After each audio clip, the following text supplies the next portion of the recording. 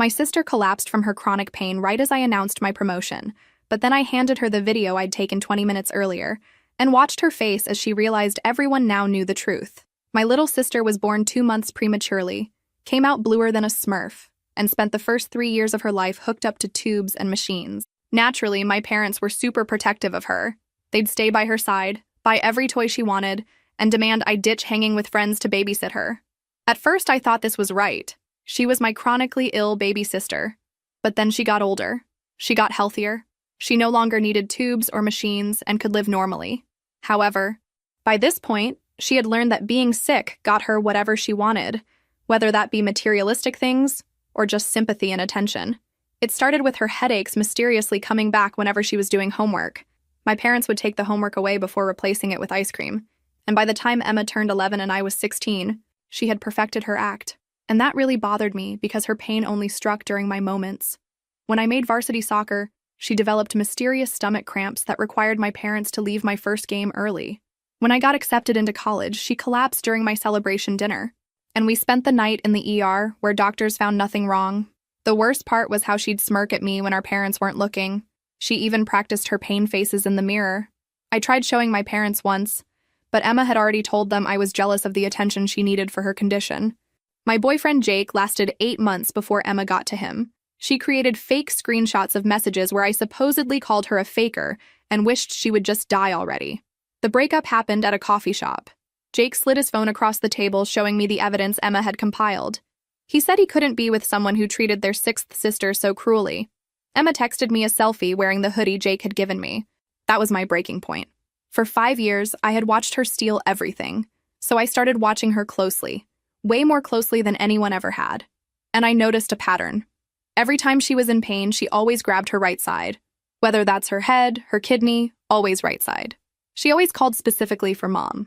Always rated her pain between 8 and 10, and always recovered in exactly 2 to 3 hours, which was just long enough to ruin what I had planned. Once I knew this, I developed my plan, and last Sunday, it went down better than I ever could have hoped for. We were having our monthly family dinner with all the aunts, uncles, and cousins. 20 minutes before dinner, I went up to the bathroom where I recorded a video. I explained in the video that I was about to make a fake announcement about getting promoted at work. In this video, I predicted exactly how Emma would react. I said she would wait for the applause to die down, then grab her right side and whimper for Mom. She would rate her pain as an 8, 9, or 10. She would need to lie down immediately, and she would ask Mom to take her to the hospital if the pain doesn't get better within 20 minutes. At dinner, I stood up and clinked my glass. I got everyone's attention, then announced I had just been promoted with a huge raise. Everyone applauded and congratulated me, uncles patting my back, cousins hugging me, my mother with tears of pride in her eyes. The sound of clapping echoed through the dining room, mixed with congratulations and jokes about how I could finally pay my own bills. Uncle Roberto made a joke about me becoming the rich niece of the family, while Grandma was already planning out loud how I could help with her medications. I kept the smile on my face, waving and thanking everyone, but my eyes were fixed on Emma. She was sitting at the other end of the long table, between my cousin Marcus and Aunt Sandra, absent-mindedly playing with the mashed potatoes on her plate. For a moment, she almost seemed genuinely happy for me. Almost. But I knew her too well. I saw when something changed in her expression. It was subtle, as it always was. A small contraction around the eyes. A slight stiffening of the shoulders. She looked around the table, noticing how all attention was focused on me, how people were really excited about my achievement, how I was shining. And then it began. First, she stopped eating. She let her fork drop onto her plate with a low clink that only a few people nearby noticed. Aunt Sandra asked if she was okay, but Emma just shook her head with a forced smile, one of those she used when she wanted to appear brave despite the pain. I continued talking with Uncle Pedro about the details of the promotion, lying shamelessly about responsibilities I didn't have and a salary that didn't exist, but part of me was timing it. 3, 2, 1, like a Swiss watch. She brought her hand to the right side of her abdomen. The first moan was almost inaudible, a low sigh that mixed with the noise of conversations. But Emma knew exactly how to project her voice so it seemed like she was trying to hide something. My cousin Marcus, who was beside her, stopped in the middle of a story about his new job. "Emma, everything okay there?" he asked, leaning slightly toward her. "It's nothing," she murmured, but loud enough for at least half the table to hear. Her voice had that specific tone, brave, but with a hint of vulnerability that always melted people's hearts. Just a little pain. And so began the show I had watched so many times before. Aunt Sandra immediately turned completely toward Emma, forgetting the conversation she was having with Grandpa about politics. What kind of pain, dear? Where does it hurt? Emma curved slightly in her chair, a perfect performance calculated to the millimeter. Not too dramatic. That would seem fake. Just enough to show real discomfort. It's here on the right side, she said, pressing her hand against the side of her body. It came out of nowhere. I watched the change happen in real time. Conversations began to lower in volume. Glances gradually turned toward Emma. My promotion, which minutes ago was the center of attention, began to disappear into the background, replaced by the automatic family concern that always surrounded my sister. Mom, who was beside me laughing at a story Uncle Carlos was telling, suddenly stopped mid-laugh. That expression I knew so well began to take over her face. The maternal panic that Emma knew how to invoke with surgical precision. Emma? What happened, my love? Mom was already halfway up from her chair, napkin falling to the floor. Emma raised her eyes to her, always to Mom first, never to Dad. I had noticed this pattern years ago. Mom, it's hurting quite a bit, she whispered, her voice trembling just the right amount. Not too much, not too little.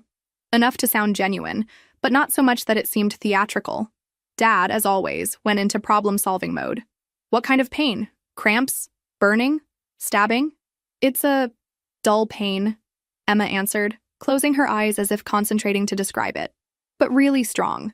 And it's getting worse. Grandma crossed herself. Uncle Roberto frowned with concern. Cousin Carla was already asking if anyone had any medicine in their purse. The attention of the entire room had completely shifted from me to Emma, like water going down a drain.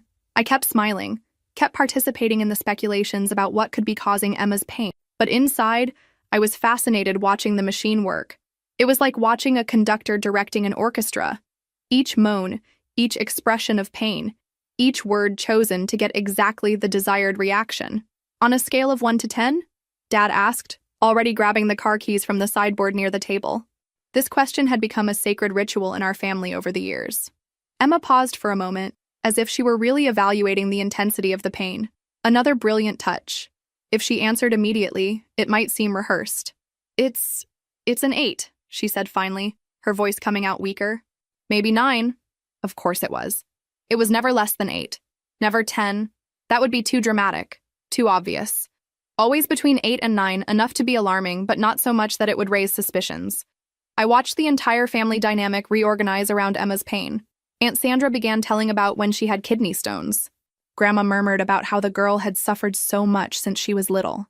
Cousin Julia was already suggesting that maybe it was appendicitis. My promotion had become a distant memory in less than 5 minutes.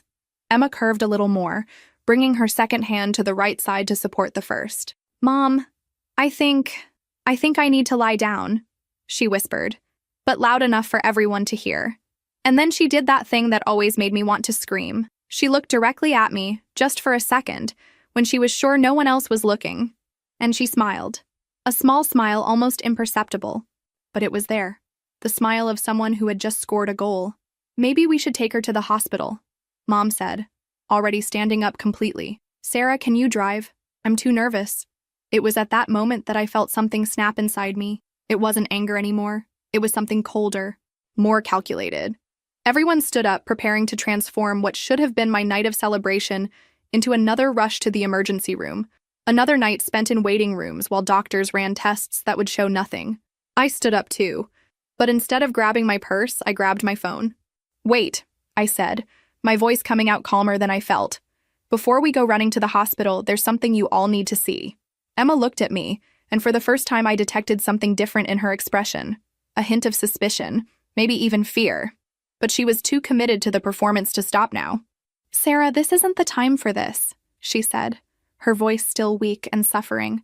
I'm in a lot of pain. I know exactly how much pain you're feeling, I replied, unlocking my phone, and I know exactly when it's going to pass. Aunt Sandra frowned. Sarah, what do you mean by that? I held the phone in the air, my finger hovering over the play button. I recorded a video 20 minutes ago. You're going to want to watch this. Emma went completely still. Her hand was still stuck to the right side. Her expression still showed pain, but something had changed. It was as if she had realized the ground was moving under her feet, but still didn't know exactly why. "What video?" Mom asked, still torn between concern for Emma and curiosity about what I was doing. I looked directly at Emma, seeing the exact moment she understood that something was terribly wrong. Her eyes widened slightly, but she couldn't abandon the act now. Not in front of the whole family. "A video that's going to explain a lot," I said, and pressed play. My voice came out clear and firm from the phone's speaker. "It's 6:40 p.m. on Sunday. In 20 minutes, I'm going to make a false announcement about a promotion at work during family dinner. When I do this, Emma will wait for the applause to finish. Then she'll hold the right side of her body and call for Mom. She'll rate the pain as 8 or 9. She'll ask to lie down. And if she follows the pattern, she'll suggest going to the hospital in exactly 15 minutes. The silence in the room was so dense I could hear the tick-tock of the wall clock. All eyes turned to Emma, who had become completely petrified, her hand still glued to the right side as if it had been stuck there. "She always holds the right side," my recorded voice continued mercilessly. "No matter what type of pain it is, head, stomach, kidney, always the right side. Always calls specifically for Mom first. And she always recovers in 2 to 3 hours, just enough time to ruin any important moment of mine." Grandma was the first to find her voice. "Emma, is this true?" Emma tried to recover, but I could see the panic growing in her eyes. I don't know what Sarah is talking about," she stammered, trying to return to the suffering tone of voice. "I'm really in pain. Don't you believe me?"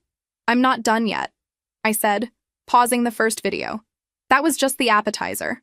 I navigated to the next folder on my phone, a collection I had been meticulous in compiling over the past few months. "Do you want to see what really happened at high school graduation? Sarah?" "Stop this," Emma whispered, but her voice had lost all that theatrical fragility. Now it sounded sharp, almost threatening. I played the next video. It was a recording from the school's security camera that I had gotten through a friend who worked in administration. The image showed Emma in the side hallway of the school, near the water fountains, 5 minutes before the ceremony began. She was completely alone, checking her phone. Then, suddenly, she put the phone away, looked around to make sure no one was watching, and started practicing. There, alone in the hallway, my sister was rehearsing expressions of pain. She frowned, brought her hand to her chest, made different grimaces in the reflection of the glass window. She was literally rehearsing which would be the most convincing. "My God," Aunt Sandra murmured, her hand flying to cover her mouth. "Wait, there's more," I said, moving to the next file. "Remember when Jake broke up with me? When he said I was cruel to my sick sister?" Emma went pale. "Sarah, don't." These are the original messages she sent to Jake, pretending to be me. I showed the screenshots I had managed to recover from her phone's backup. Another favor I got from a tech friend. Look at the dates and times. She waited for me to leave the house to use my computer and create fake accounts. The messages were cruel, saying horrible things about Emma that I would never think, let alone write. But they were written in my style, with slang I used, details that only someone who knew me well would know to include. Dad took my phone with trembling hands, reading message by message. His expression grew darker with each line. "She even researched my class schedules to know when I wouldn't be home," I continued. "She created a fake Facebook profile with my photo, added Jake as a friend, and started sending these messages pretending to be me. When he confronted me about the messages, she pretended to be shocked and said I must have let someone use my computer." "Emma," Mom said, her voice coming out as a broken whisper, "this can't be true." "But it is," I said, feeling a dark satisfaction, watching Emma's house of cards begin to crumble. "And there's more. Much more." I moved to the next file, an audio recording I had secretly made the previous month. This is Emma on the phone with her friend Beatrice last week. Emma's voice came out clear from the phone. "It's really easy, Bea. You just need to know the right spots. Mom gets desperate if I say it's a headache on the right side. But if I say it's in the stomach, she takes longer to react. And it always works better when Sarah is having a good day. Then everyone feels sorry for me and gets irritated with her for being insensitive." Beatrice laughed in the recording. "You're terrible, Emma. But your sister really is kind of annoying anyway. She thinks she's better than everyone," Emma continued. "She was always the favorite, always had everything easy. At least when I pretend to be sick, I manage to get them to pay attention to me too. And it's fun to see her getting frustrated." The silence that followed was deadly. Emma was white as paper, trembling. And this time, the trembling was real. "Emma," Grandma said, her voice loaded with a disappointment that cut through the air. How could you? There's more, I said, relentless. Do you want to see the video of when she fainted at my 18th birthday party? This time, Emma tried to get up, probably to run away, but Uncle Roberto gently held her by the shoulders. Stay there, Emma. I think you need to hear this. The video showed Emma in the backyard, hidden behind the barbecue grill, 10 minutes before making her big, dramatic entrance. She was testing different ways to faint on the grass, checking which angle would be most convincing and least dangerous. She practiced for 15 minutes. My voice narrated in the video. She tested falling sideways, falling forward, falling backward. She chose the side because the grass was softer there. Cousin Carla made a sound that was half-shocked laughter, half-groan of disbelief. Emma, this is sick. It's not sick, I said, finally putting the phone away. It's calculated, systematic. She turned manipulation into an art. Emma finally exploded. Okay, damn it, do you want the truth? I faked it. I faked it a few times, yes, but you don't understand. The tears started rolling, but now they were different. Tears of anger, of frustration, of someone caught red-handed. Do you think it's easy being perfect Sarah's sister? Sarah the smart one? Sarah the popular one? Sarah who never does anything wrong? Do you know what it's like to grow up in her shadow? So you decided to sabotage me, I replied coldly. Destroy my relationships? Ruin my important moments? Make everyone think I'm a cruel and insensitive sister? Because you had everything, Emma screamed, all pretense of being sick completely abandoned. You always had everything. And me? I was just the sister who almost died as a baby. The only way you'd pay attention to me was when I was sick. But you weren't sick, Dad said, his voice low but loaded with deep disappointment. You were lying, for years, and sabotaging your sister's life in the process, Mom added, tears streaming down her face. Emma, how could you be so cruel? Cruel? Emma laughed, but it was a bitter sound. Do you want to know what's cruel? It's growing up watching your sister get congratulated for breathing while you need to almost die for someone to notice you. You were never almost dying, I exploded. At least not in the last 5 years. You were acting, manipulating, lying. Because it worked, she screamed back. Because it was the only thing that worked. Uncle Roberto slowly stood up from his chair. I think I better leave, he said, clearly uncomfortable with the situation. No, I said firmly. Stay. All of you. Because there's one more thing. Emma looked at me with pure terror. Sarah, don't. Please. Tell them about the money, I said, my voice low but sharp as a blade. What money? Mom asked.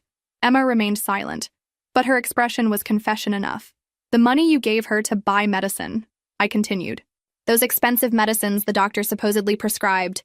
The ones she said health insurance didn't cover. Dad went livid. Emma, tell me you didn't. She spent it on makeup, clothes, going out with friends, I said. I have the bank statements. I have photos of the purchases she posted on Instagram. You gave her over 3,000 rees in the last 6 months. 3,000 rees? Grandma repeated, incredulous. Which she spent on everything except medicine, I completed. Because she didn't need any medicine. Because she was never sick. Emma began to sob, but now no one moved to comfort her. It was as if an invisible barrier had formed around her. 15 years, Mom whispered. 15 years believing, worrying, canceling plans, losing nights of sleep. And I lost 15 years of my life, I added. 15 years being treated as the cruel and insensitive sister. 15 years watching my important moments get destroyed. 15 years being blamed for not having enough patience with the sick sister. Emma raised her face, tears making tracks in her makeup. Sarah, I'm sorry. I'm really sorry. Now you're sorry, I said. Now that you've been caught. Aunt Sandra shook her head, getting up from the table. Emma, I don't know what to say. This is very serious. You all know now, I said, looking around the table. You all know what kind of person she really is. You know what she did to me, to this family, for years. Emma tried to get up, probably to flee, but Mom held her by the arm. No, Mom said, her voice firmer than I had heard in years. You're going to stay here. You're going to listen to everything. You're going to face what you did. And it was at that moment that I knew I had succeeded. It wasn't just about exposure. It was about justice. Finally, after all these years, the truth had come to light. But I still wasn't finished. There was still one last card to play. And this would be the one that would really finish Emma once and for all. "There's one more thing," I said, pulling up a chair and sitting directly in front of Emma. "The last piece of the puzzle." Emma looked at me with red and swollen eyes. All the fight had gone out of her. "Sarah, please. Enough. They understand now." "No, they don't understand everything yet," I replied, taking my phone again. "Because you still don't know about Mike." The name fell like a bomb in the room. Emma went white as paper. "Mike? Your ex-boyfriend?"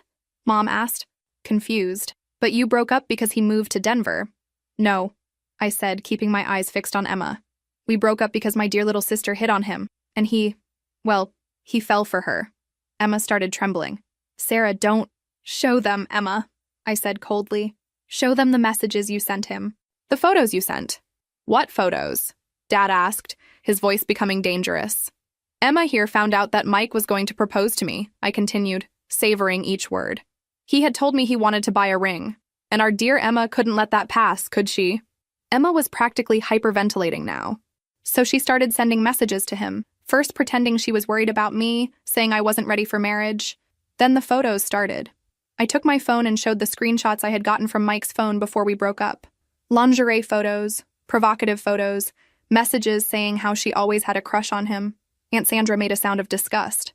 "Emma, that's so low." "And it worked," I continued. Mike started responding. They started meeting in secret. She would pretend to have medical appointments to go to his apartment. "Oh my God," Grandma murmured, covering her face with her hands. "But you know what the most pathetic part is?" I laughed bitterly. She only gave up on him when she saw I was coming out on top even after the breakup, when she saw I got that incredible job, that I was happy alone, that I wasn't destroyed like she expected. Emma finally found her voice, but it was just a broken whisper. "Sarah, You what, Emma?" I exploded. You're sorry? You were confused? You were sick?" I got up from the chair and stood in front of her, feeling years of anger finally finding its voice. "No, you simply can't see me happy. You can't see me having something you don't have. You want to be me, Emma. But here's the truth that's going to hurt more than any lie you've ever told." The room was in absolute silence. All eyes were on me. "You'll never be me. You'll never even come close. You can't even be the shit under my shoe that I stepped on last week." Emma sobbed, but I wasn't finished. "Because you know what the difference between us is? When I want something, I work for it. I deserve what I have. You only know how to destroy, lie, manipulate. You're an empty person desperately trying to steal someone else's life because you don't have the courage to build your own." "Sarah, please," Emma whimpered. "Please nothing," I screamed. "You destroyed 3 of my relationships. 3. Jake with the false messages. Tyler when you lied that I was cheating on him. And now Mike. 3 men I loved, that you drove away from me because you can't stand to see me happy." Dad stood up, his face distorted with anger. "Emma, is this true?" Emma couldn't even speak, just cried. "And you know what Mike told me when I confronted him?" I continued mercilessly. "He said you told him I never really loved him, that I was just using him until I found someone better, that you knew the real side of me." "That's not true," Emma finally screamed. "Of course it's not true," I exploded back. "But you planted the seed of doubt in his head. You seduced him when he was vulnerable. You destroyed the most serious relationship I ever had because you can't stand that someone loves me more than they love you." Uncle Robert got up from the table. I can't anymore. "Emma, this is sick." "Sick is an understatement," said Aunt Sandra, shaking her head. "This is psychopathic." One by one, people started getting up. But before they could leave, I raised my voice again. "Wait, I want all of you to look at her closely." Emma was hunched over in the chair, crying like a child. "Look closely at the girl you protected, that you spoiled, that you let torture me for years. Look at the monster you created." "Sarah," Mom tried to interrupt. "No," I cut her off. "You're going to hear this. You're going to hear everything." I turned to Emma again. "Do you want to know why you'll never be me? Because I have something you'll never have. I have character. I have dignity. When I make mistakes, I own up to them. When I want something, I earn it with honor. You're a pathetic faker who needs to steal crumbs from my life to feel relevant. You're so small, so insignificant, that the only way you find to exist is by destroying other people." Emma was shaking violently now. "And now everyone knows. Everyone sees you for what you really are. A liar, a manipulator, An empty person who spends her whole life trying to be someone she'll never be. I turned to the family. And you? You who always took her side? Who always made me feel like the villain? I hope you're proud, because this is the daughter, the granddaughter, the niece you raised. Grandma was crying. Sarah, we didn't know. Of course you didn't know, I replied coldly. Because you never wanted to know. It was easier to believe I was the bad sister than to admit your little darling was a demon. I looked at Emma one last time. She seemed to have shrunk in the chair, small and pathetic. Congratulations, Emma. You finally got what you always wanted. You're the center of attention. Everyone is looking at you. I made a dramatic pause. Too bad it's for all the wrong reasons. I grabbed my purse and walked toward the door. Oh, and Emma? When you're alone in your room tonight crying about how your life fell apart, I want you to remember something. I turned to look at her one last time. You did this to yourself. Every lie, every manipulation, every moment of pure evil. You chose this. And now you're going to live with the consequences. Where are you going? Mom asked, tears streaming down her face. Away from here, I replied. Away from this toxic family, this sick dynamic, and especially away from her.